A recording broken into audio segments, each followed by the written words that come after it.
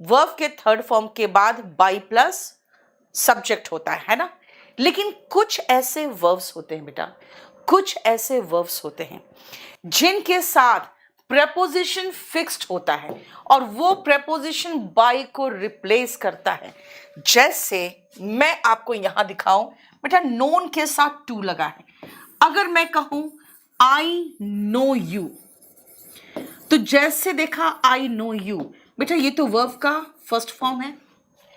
तुरंत ही वर्ब का first form में हमें पता है is M R plus V3 याद आएगा आपको। यू के साथ आर आता है, यू आर नोन।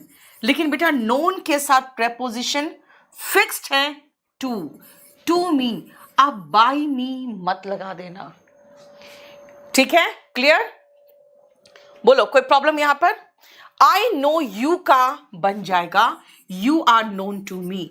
मतलब कुछ ऐसे वर्ब्स होते हैं नोन के जैसे जिनके साथ प्रेपोजिशन फिक्स्ड होता है। बेटा वो प्रेपोजिशन बाय को रिप्लेस करके आता है। और वो कौन कौन से हैं देखो ध्यान से। नोन के साथ टू, बेटा सरप्राइज के साथ एट और बाय दोनों आता है डिफरेंट केसेस में। Amazed at, astonished at, startled at, इन सब का मतलब है अचंभित होना।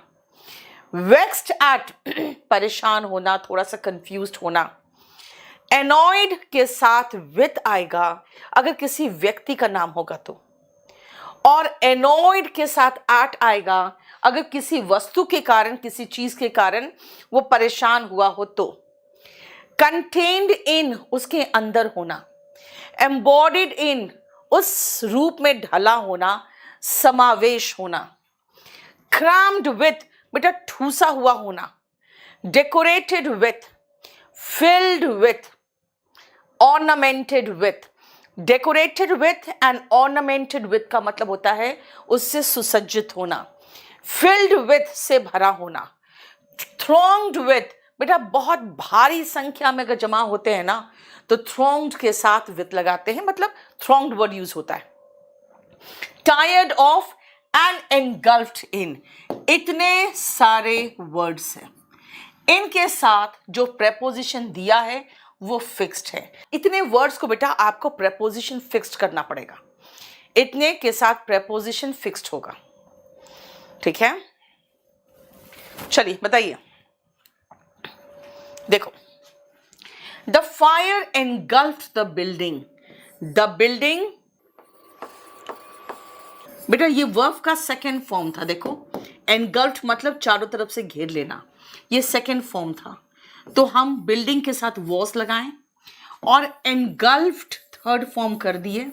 Second form third form same था, लेकिन एनगल्फ्ड के साथ प्रेपोजिशन कहाँ है जरा देखो तो। एनगल्फ्ड के साथ इन आया है, इन द फायर। देखो, the box contains 10 cigars। 10 cigars are, क्यों आर? क्योंकि बेटा वर्ब का फर्स्ट फॉर्म SES था यहां पे, तो is M R plus V3 आएगा। सिगार्स प्लूरल है तो आर। कंटेन्ड, कंटेन्ड के बाद प्रेपोजिशन क्या है जरा देखो। कंटेन्ड के साथ क्या आया है?